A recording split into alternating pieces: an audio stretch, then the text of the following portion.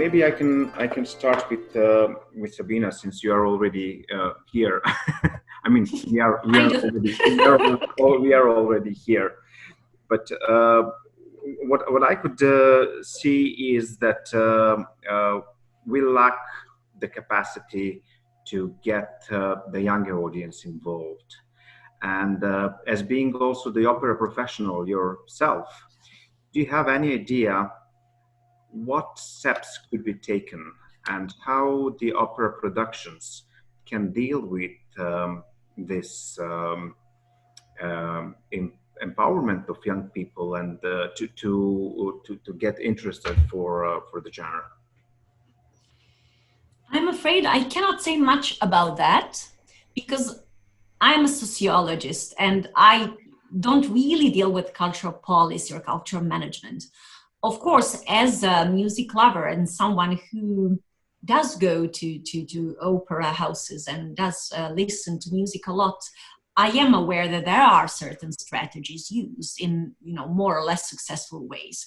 But when it comes to this particular audience, and at that time I lived in Belgrade and I was there a lot, as I already said, I was somehow really surprised to see that the leadership didn't know much about people who were coming there.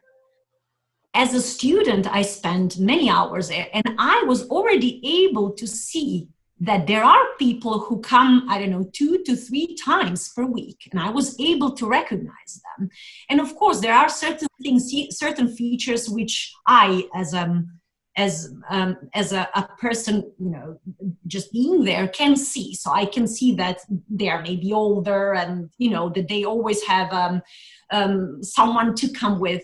But then, there are certain things which are latent, which one cannot really see, and yet they are very interesting for us to know. Like, why do they come? Is it because they want to socialize? Is it because they really want to see a certain artist on the stage? Is it because their friend or, a daughter is singing? So basically, I think a research of this kind should be the first step in, finding new ways or new approaches that could maybe bring new and younger audience.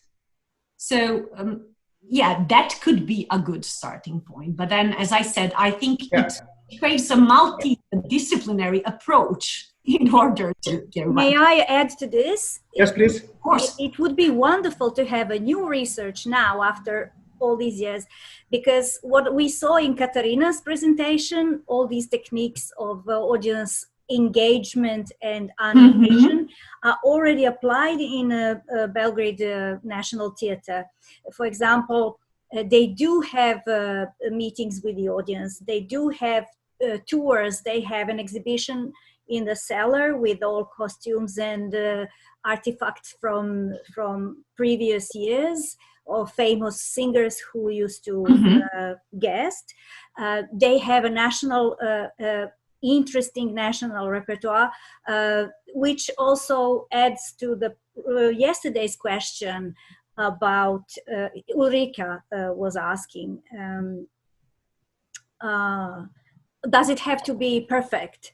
It was not perfect. It was far from perfect, because the score there were two national operas that I've seen this winter. One of them Koštana, and the other one was Nauranku, which was hidden from all of us. I knew it existed, but I never heard it in my life.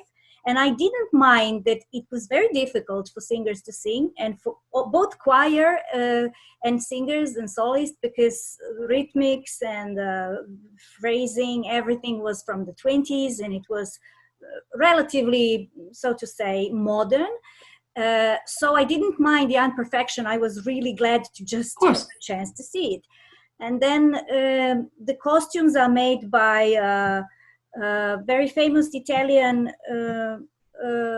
fashion designer. What's his name now? Somebody maybe know. Was it Valentino or Balenciaga? Not Balenciaga, but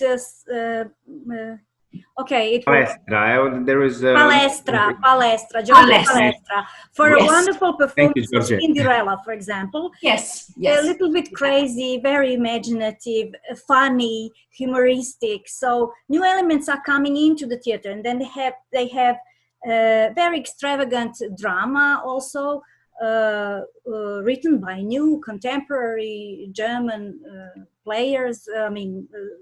Screen players or whatever.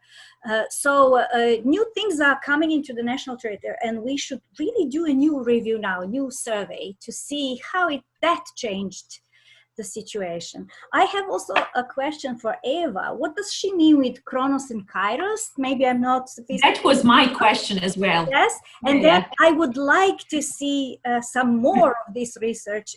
Did she ever published it in any book or something?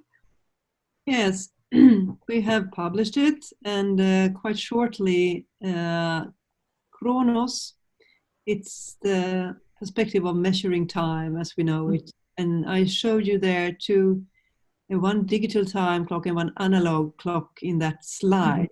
And what was very interesting to see in Russia, in the hospice, they have changed the digital watches and changed them to analog watches because of time is more present when you see the whatever you call it is moving. Yeah.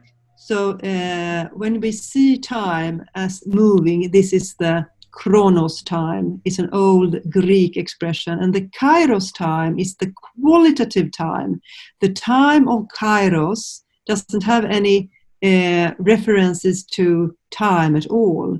So what happened when we were playing and we were finding out about the end of life situation, what happens with your time perspective, that the music could actually stretch your time perspective. You dropped out from the chronological time, went into the kairos, more qualitative perspective of time, which was per se very interesting.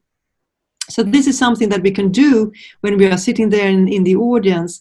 We go deeper into the kairos perspective of being, a more meaningful sense of, meaningful, as I would say. Thank you. That was interesting, really. Yes, and thanks a lot. That was really interesting. What I was talking about is the therapeutical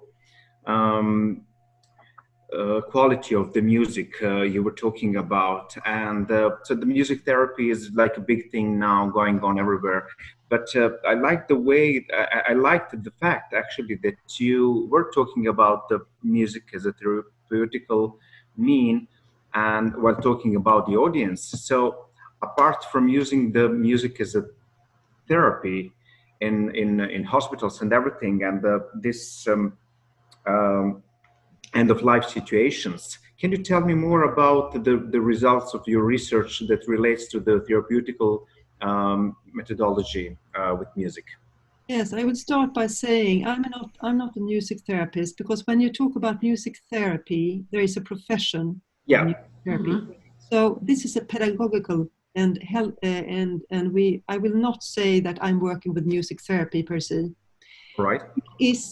What we wanted to do was to evaluate what is going on in between, the space in between the musicians and the audience. How can we measure those things? Of course, we could measure the iris, the eye, before and after a conference and see how the autonomic nervous system has changed, your way of viewing and being more benevolent towards other people after a concert, for example. We have also used video recording, so you see how your behaviors, how your motor behaviors change pre and post. And we all know that there is a lot of things going on in the body that you can measure pre and post to have references to a sort of effect. But now we are really targeting this flow experience, because flow says something about the autonomic nervous system, the parasympathetic system. And when you go into flow, it means after a concert, when you leave the concert hall or the opera house, you have changed your perception of yourself as a human being, because you start to act in a new way. And we ask ourselves, is this healthy? Yes, because there is such a thing of flow mechanisms that trigger health mechanisms in the body. And therefore, we also would like to see how this is mirroring from the musicians, because the interplay between the musicians, and we have also measured actors, dancers, there is something when the musicians do something that is quite hard to play and they find it very easy, then you kickstart the flow mechanism system. And this how can we use this data to develop audience? So this result of your research, how can we monetize this in terms of like how can we put it in force and develop the audience? Absolutely. We can start also by asking our audiences what kind of variables do they want to be focusing on pre and post a concert. Okay. I think when we talk about our next generation audiences here, we need to understand what is important, because we don't really know if we don't ask them. And we start with a survey, for example, in a specific, we can do pilot research on a specific opera house, theater, etc. And then we figured out that the variables of benevolence, which means that you start with more pro-social activities, you are more open towards your friend, other people, etc. You can also measure these things quite easily by doing a pilot study. So this is something I would like to recommend, actually. And we can collaborate to see what kind of mechanisms are you interested to follow, and we can help you with questionnaires, the video recordings, the blood analysis, etc. So you have a package on this, because we need to start by asking a hypothesis. And we also are very interesting to see it from the point of view of the next generation, what they